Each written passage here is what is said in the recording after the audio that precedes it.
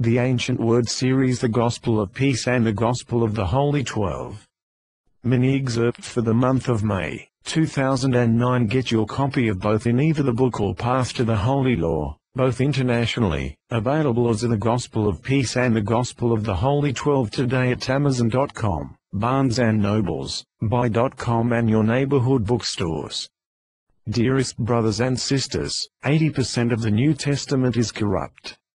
The New Testament used by all churches descend from the Vulgate, created by the rulers of ancient Rome. What humankind hath been taught are lies, false doctrines and teachings, that were presented as truths, and yet they were lies. Examples of their deception, using your New Testaments, do the following. 1. Read Matthew, chapter 10 verses 2 through 5. Read Mark, chapter 3 verses 13 through 19. Read Luke, chapter 6 verses 13 through 16.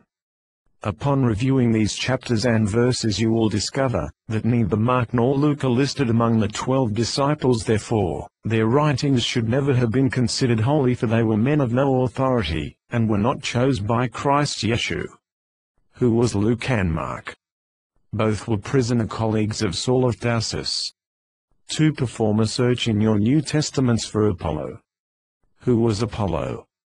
Read Acts chapter 18, verses 24 through 28.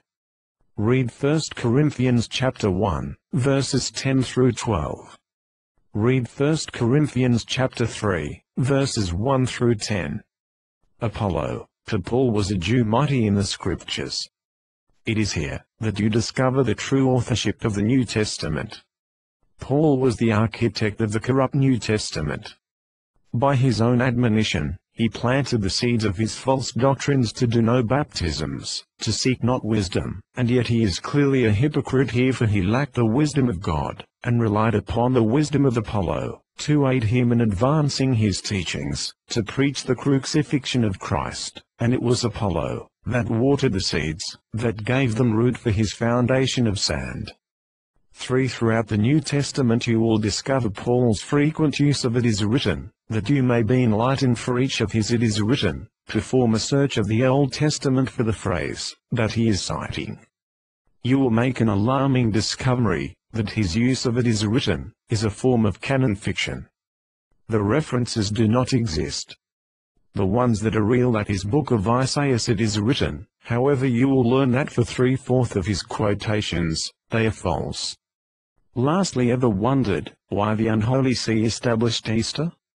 Reenacts the crucifixion? Throughout the world there are crosses with the crucified Christ. It is because of Saul of Tarsas, the false self-proclaimed apostle.